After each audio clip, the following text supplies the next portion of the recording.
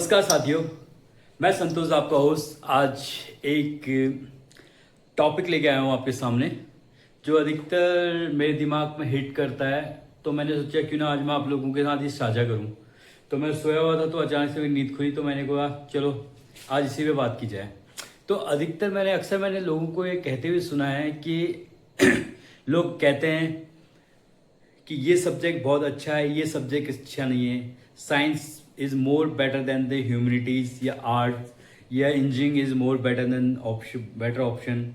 Yes, तो आज हम इस बारे में चर्चा करेंगे कि कोई भी सब्जेक्ट अकेला ही महान नहीं है, सारे सब्जेक्ट महान हैं और साथ में हर सब्जेक्ट एक दूसरे से इंटरकनेक्टेड है। तो फॉर एग्जांपल जैसे हम अगर सबसे मेन प्रॉब्लम होती है जो लोगों को अधिकतर समझ में नहीं आती वो मैथमेटिक्स है, जो मेरे बस से भी बाहर था। तो that's reason I am not engineer और समथिंग। तो मैथमेटिक्स में जब हम बात करते हैं तो इसका कोरिलेटेड होता, मैथमेटिक्स को कहते हैं कि एक तरीके से भगवान की भाषा है, या ये समझ सकते हैं ये ब्रह्मांड की भाषा है। इसी मैथमेटिक्स एक ऐसी लैंग्वेज है जिससे हम सब चीज़ों को, जो भी हम थियोरेटिकली चीज़ें ऑब्जर्व करते हैं, सबसे पहले हम मैथमेटिकली प्रूव करते हैं कि ये पॉसिबल है नहीं है। उसके बाद हमारे काम शुरू होते हैं। जैसे कि आइंस्टाइन ने जब E=mc², मैं हमेशा इसी बात करता हूँ, तो इस सदी के सबसे महानतम वैज्ञानिक में जहाँ तक मेरी नॉलेज है तो वो आइंस्टाइन ही है, जिसे यूनिवर्सल रूप में सबसे महान माना जाता है। और उनके जो इक्वेशन है उसने ऑलमोस्ट सारी दुनिया को पूरा चेंज कर दिया था। अभी अगर आप देखेंगे तो पिछले 20-25 सालों में ऐसा कोई ड्रास्टिकली चेंज नहीं आया हमारे समाज में साइंस के इन्वेंशन में, जितना कि एक 50s में 1980s की सेंचुरी में न्यूटन के बाद कैपलर के बाद एक साइंटिस्ट का एक ऑरा होता था। जब अल्बर्ट आइंस्टाइन वगैरह थे, नील बोर और हाइजनबर्ग, तो उस टाइम पे अलग ही लेवल का वो था कि जब हमारे देश में बहुत, हमारे पूरे वर्ल्ड में लेवल पे साइंस में बहुत ज़्यादा काम होते थे। बट लगा बीच के इन कुछ सालों में थोड़ा सा ये चीज़ें थम सी गई हैं। तो अब मैं बात को आगे किसी और जगह ना ले जाके, डाइवर्ट ना करते हुए ले जाना चाहूँगा। जैसे साइंस में जो है मैथमेटिक्स है, मैथमेटिक्स एक तरीके से सारी लैंग्वेज को कहीं ना कहीं क्या करती है, उसको एक दूसरे से कनेक्टेड है। जैसे कि अगर आप फिजिक्स पढ़ना चाहते हैं तो बिना मैथमेटिक्स के आपकी फिजिक्स कंप्लीट नहीं होगी। इवन दो अगर आप केमिस्ट्री भी पढ़ेंगे तो भी आपको न्यूमेरिकल्स के लिए चाहिए। और अगर आप उसके बाद अगर आप एक लैंग्वेज हमें ज़रूर चाहिए। हम कोई भी सब्जेक्ट पढ़े, साइंस पढ़ें, हम कोई भी अगर हम सब्जेक्ट पढ़ना चाहते हैं या किसी चीज़ के बारे में हम कम्युनिकेशन कर रहे हैं, जैसे मैं आप लोगों से बात कर रहा हूँ तो हमारे बीच में एक मीडियम है, एक भाषा है जिससे मैं आप चीज़ों को बात बता पा रहा हूँ।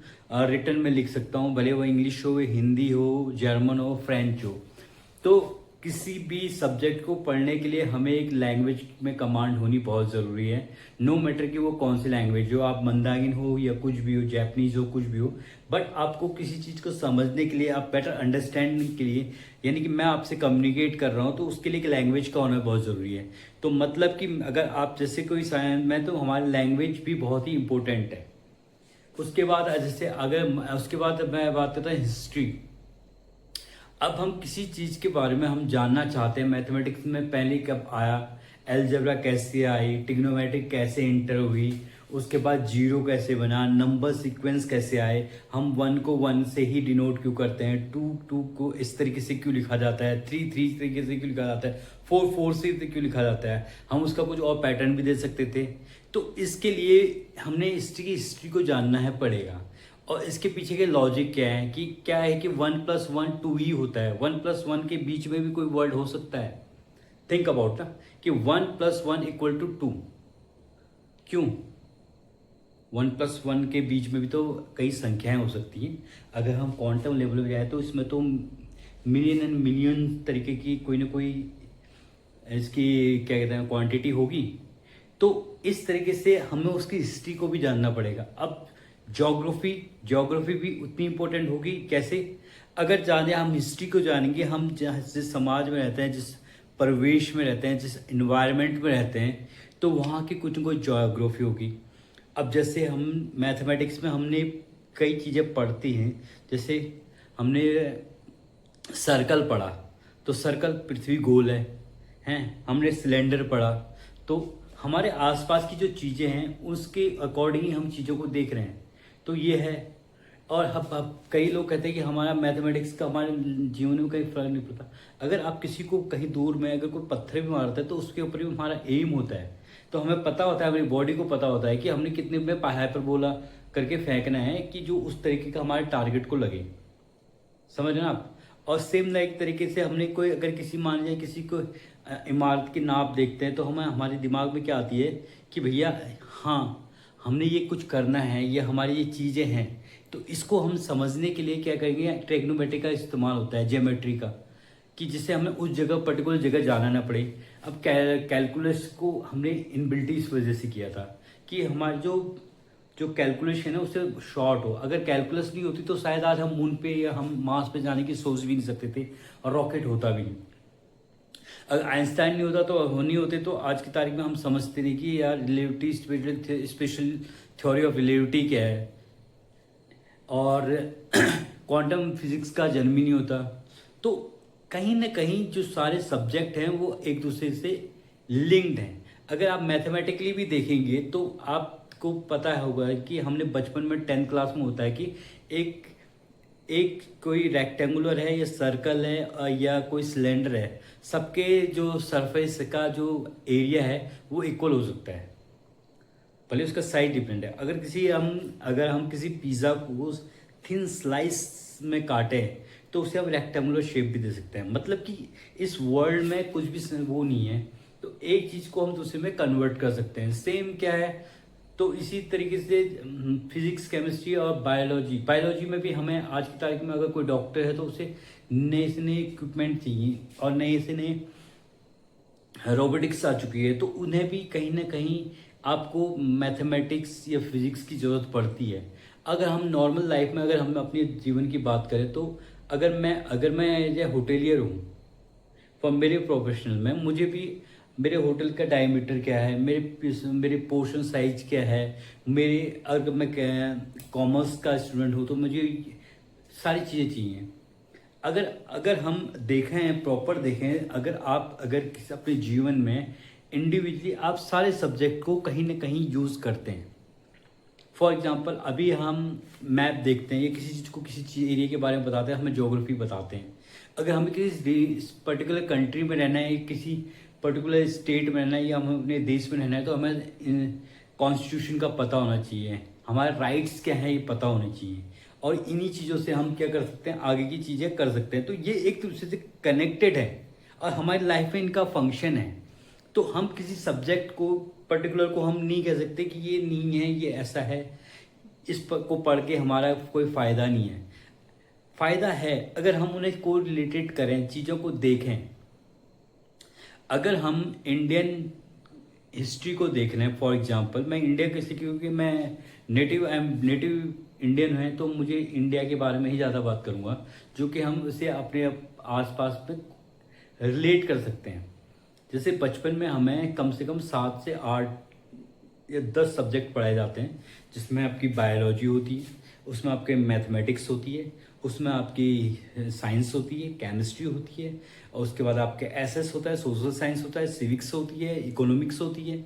तो ये सारी जो चीज़ें हैं हमारे कहीं ना कहीं हमारे समाज में हमारे पास हैं। रिलेशनशिप कैसे बिल्डअप हो, तो अंतर्राष्ट्रीय संबंध भी आ जाता है, इंटरनेशनल रिलेशनशिप, ये हम आपस में बात कैसे करें, तो इसी में हमारे पास नैतिक शिक्षा भी एक सब्जेक्ट आता था। तो ये सारी चीज़ें एक अच्छे इंसान को बनाने के लिए सारी चीज़ों का होना बहुत ज़रूरी है। मैं ये नहीं कहता कि आप इसमें मास्टर बने या एकदम पारंगत बने, बट आपको इसकी बेसिक नॉलेज होनी चाहिए जो कि आप अपने जीवन में कुछ कर सकते हैं, और आने वाले फ्यूचर में जो बच्चे हैं उनको भी इनसे बेनिफिट होगा कि आप उन्हें बताइए कि ये सब्जेक्ट इसलिए बनाया गया था, इसका यूज ये है। और कोई भी सब्जेक्ट ऐसा नहीं है जो इंटर रिलेटेड नहीं है। अगर एक मिथ है, एक कहावत है, अगर आप एक सब्जेक्ट में मास्टर बनते हैं तो ऑटोमेटिकली 3-4 विषयों में आप पारंपरिक हो जाते हैं। अगर आप किसी सब्जेक्ट में अच्छे बनेंगे, मान लिया जाए आपकी मैथमेटिक्स बहुत अच्छी है तो फिजिक्स ऑटोमेटिकली आपकी अच्छी होगी। आपकी ये जो क्रिटिकल थिंकिंग होगी, एनालिटिकल जो थिंकिंग होगी वो बढ़ेगी। तभी आपने देखा होगा कि मैथमेटिक्स के बच्चे ज़्यादातर क्या होते हैं, उनको जरूरी नहीं कि वो आपके साइंस में इंजीनियरिंग बने, वो अच्छे एनालिटिक हो सकते हैं, वो अच्छे क्या कहते हैं स्टैटिक वाले हो सकते हैं, वो अच्छी चीज़ों को एक्शन लेना उन्हें पता होता है, उनको पता होता है कि आपको प्रेशर कैसे हैंडल करना है। उसमें ह्यूमैनिटीज वाला मतलब आदमी को पता होता है how to handle people, how to tackle the situations, और किस चीज़ के लिए क्या चीज़ बनी हुई है। और हमारे जो सोसाइटी है उसको हर किसी की ज़रूरत है और हर सब्जेक्ट को आपको डीपली पढ़ना पड़ेगा। वैसे आप देखेंगे कि जब भी कोई एज सिविल सर्वेंट अगर कोई एग्ज़ाम देता है तो उसके जो मेंस होते हैं उसमें ऑलमोस्ट सारे सब्जेक्ट पूछे जाते हैं। उसके पीछे का लॉजिक ही है। For example I am native from Uttarakhand. अगर मैं स्टेट लेवल की बात करूं तो हमारी गवर्नमेंट की पॉलिसी क्या होगी कि ऐसे लोगों को बने जो स्टेट की चीज़ों को समझें। हमारे यहाँ क्या पैदावार हो रही है, हमारे यहाँ की ज्योग्राफी क्या है, हमारे हिस्ट्री क्या है, कि लोगों का बिलीफ सिस्टम क्या है, और हमारे यहाँ की जो हम थोड़े दिन के रोज के कैलकुलेशन है उसके लिए कैलकुलेशन कैसे करें। उसके बाद में वहाँ जो हमारा प्रॉफिट एंड लॉस है उसके लिए आपको इकोनॉमिक्स की लॉस होनी चाहिए, आपके पास वाणिज्य कॉमर्स की नॉलेज होनी चाहिए, प्लस आपको इंटरनेशनल रिलेशनशिप, क्योंकि इंटरनेशनल रिलेशनशिप आपको इंटरनेशनली बाहर के हो but state to state government, one department to another department भी आपको बहुत ही क्या करने पड़ते हैं, आपको आपस में इंटरलिंक बनाने पड़ते हैं, आपको चीज़ें समझनी पड़ती हैं। तो इसके लिए आपको रूल्स रेगुलेशन सब समझने के लिए आपको सारे सब्जेक्ट की नॉलेज होनी चाहिए। नॉलेज होनी चाहिए मतलब कि आपको उनका कॉन्सेप्ट क्लियर होना चाहिए कि इसकी ज़रूरत क्या है। अब एक बात बताइए, हमारे इंडिया में हम रह रहे हैं या किसी कंट्री में रह रहे हैं तो उसे एक चलाने के लिए एक लॉ की ज़रूरत पड़ती है, तो उसे कॉन्स्टिट्यूशन कहते हैं। हर कंट्री का कोई ना कुछ कॉन्स्टिट्यूशन है, किसी का रिटर्न में है, किसी का नहीं है, बट हर किसी का कुछ ना कुछ है रीजन कि किसी न किसी चीज को आगे बढ़ाने के लिए आपके पास एक सेट ऑफ फॉर्मेट होना चाहिए जिससे कि आपको चीजें आगे बढ़ा सकें और आपको उसको फॉलो करना है। तो यानी कि एक तरीके की यूएसपी होती है, एक तरीके के अपने स्टैंडर्ड प्रोसीजर हैं कंट्रीज के, देश के, तो हर लेवल पे आपको ये चीज़ें करनी पड़ती हैं। अगर आपको खुद का बिजनेस स्टार्ट करेंगे तो भी आपको इसकी ज़रूरत पड़ेगी, कल को आप अपनी फैमिली को बनाएंगे तो भी इसकी ज़रूरत पड़ेगी। हर किसी को बजटिंग की ज़रूरत पड़ती है, हर किसी को प्लानिंग की ज़रूरत पड़ती है, हर लाइफ के हर एक्सपेक्ट में आपको इन सब सब्जेक्ट की ज़रूरत पड़ेगी। आप आज की तारीख में इस युवा हैं तो आप सोचेंगे इसकी हमें ज़रूरत क्या है, इसका कोई लाइफ में कोई मतलब नहीं है, बट एक एज के बाद आप यू रियलाइज द थिंग्स कि आपको सब चीज़ों की ज़रूरत थी। इसका क्या कभी आप उससे उस घटना से आपका एनकाउंटर होता है, तो जब वो इंसिडेंट से आपका एनकाउंटर होता है तो then you realise the thing, yes my teacher told me that time these thing blah blah. तो राइट नाउ उसका इसका जो कनेक्शन है यहाँ पे है। वाइल यू अंडरस्टैंड, अगर आपकी चीज़ें अगर इस चीज़ें समझते हैं तो समथिंग इज हैपन। अगर कोई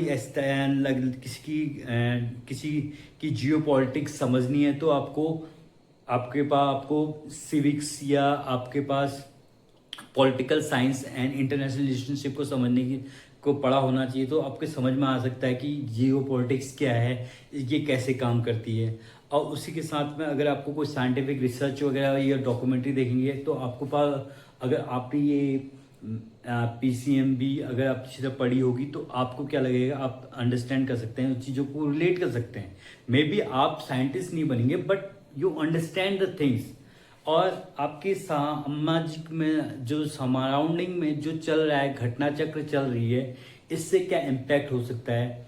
आप कभी मार्केट में इन्वेस्टमेंट करते हैं तो इसके लिए आपको सारी नॉलेज होनी चाहिए, क्योंकि जब आप कभी भी अगर कोई मार्केट या कोई कंट्री की ग्रोथ होती है तो उसमें सारे एक्सपेक्ट आते हैं कि क्लाइमेट क्या है, उसका डिजास्टर तो नहीं आ रहा है, उसकी इकोनॉमी कैसे चलती है। तो इन सब चीज़ों को जानने के लिए आपको सब्जेक्ट को गहराई से देखना पड़ेगा बचपन से। जब इन चीज़ों को सब आप समझने लगेंगे तो आपको फिनेंशियली भी आप चीज़ें अंडरस्टैंड करेंगे कि आपके पास क्या चीज़ें हैं, कैसे आपको अपनी लाइफ में आगे बढ़ना है। तो मेरे कहने का मतलब है कि जितने भी सब्जेक्ट हैं आपस में कोरिलेटेड हैं। आप अगर एक सब्जेक्ट को अच्छी तरह पढ़ते हैं तो ऑटोमेटिकली आपके पास बहुत सारी नॉलेज आ जाती है। फॉर एग्जाम्पल, जैसे कि आप ये मत सोचिए व्यायाम, एज ए एग्जाम्पल अगर देखा जाए तो एक्सरसाइज ऑल्सो है वन काइंड ऑफ सब्जेक्ट, और जिसके बिना हमारी बॉडी खत्म है। अगर हमारा बॉडी है तो सब कुछ है। तो क्या कहते हैं, पीटी वगैरह भी बहुत ज़रूरी होती है, ड्रिल्स वगैरह बहुत ज़रूरी होती हैं। तो हर सब्जेक्ट का तो अंत ही नहीं है। आप जितना जाएं, जो आपकी लाइफ कम पड़ सकती है बट सब्जेक्ट खत्म नहीं होंगे और आपकी लर्निंग खत्म नहीं होगी। तो ऑलवेज रिमेंबर कि आपकी जो क्यूरियोसिटी होती है उसे खत्म मत होने दीजिए। आपके अंदर का जो बच्चा है उसे हमेशा जवान रखिए, जिससे क्या होगा कि वो हमेशा वो लर्निंग करने की सोचेगा। अगर आपके अंदर का बच्चा जिस दिन मर जाएगा, आप जिंदा होते भी आप ग्रोथ नहीं कर सकते।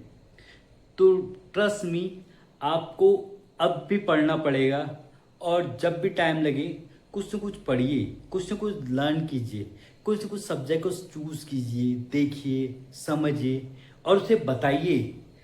क्योंकि नॉलेज को अपने पास रख के कोई फ़ायदा नहीं है। आप जितना पढ़ाएंगे, लोगों को बताएंगे तो लोग उसे उतना ज़्यादा समझेंगे और आपको आपकी नॉलेज डबल होगी। तो आज की तारीख में हम जो सोशल मीडिया में घूम रहे हैं, यहाँ भी तैयार हैं, तो नॉलेज बिखरी पड़ी है। सिर्फ आपका काम है उसे ग्रैब करना, उसे कैसे आप ग्रैब कर सकते हैं। और सारे सब्जेक्ट को बराबर महत्व दीजिए और सब चीज़ें पढ़िए। ऐसा ही नहीं कि मैं ह्यूमैनिटीज़ का हूँ तो मैं साइंस छोड़ दूंगा, या मैं साइंस का हूँ तो मैं ह्यूमैनिटीज़ को छोड़ दूंगा।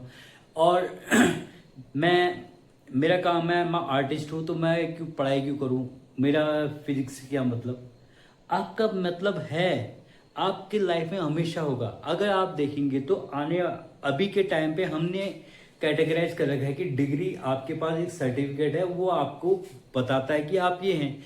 बट एंशियंट टाइम में, या पुरान तो 17वीं सेंचुरी में जाइए, न्यूटन के पास प्रॉपर एजुकेशन नहीं थी, आइंस्टाइन के पास कोई प्रॉपर एजुकेशन नहीं थी, थॉमस एल्वा के पास कोई प्रॉपर एजुकेशन नहीं थी।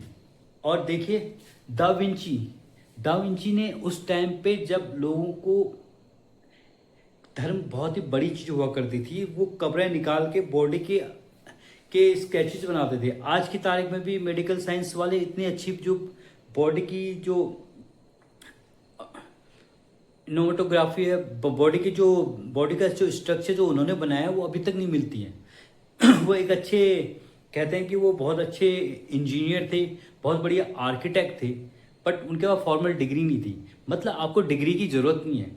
अगर आप इस तरीके से अपने आप को ग्रूम करेंगे, या अपने आपकी क्यूरियोसिटी बड़ी रहेगी, तो आपका सपना कुछ भी हो सकता है, कुछ भी कर सकते हैं, आप कुछ भी बना सकते हैं। But the thing is that कि आपकी लर्निंग आपके पास रहनी चाहिए, आपके पास क्यूरियोसिटी होनी चाहिए, आपका बचपना आपके पास होना चाहिए।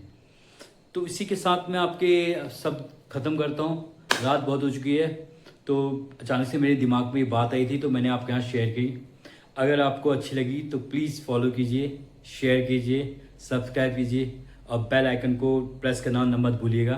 और प्लीज़ अपने अंदर के बच्चे को जगाए रखिए। जो भी आपके ड्रीम्स हैं, जो भी आपने छूट चुका है, उसके लिए थोड़ा थोड़ा टाइम निकालिए। नो मैटर की दुनिया क्या कहती है, नो मैटर के लोग क्या सोचेंगे।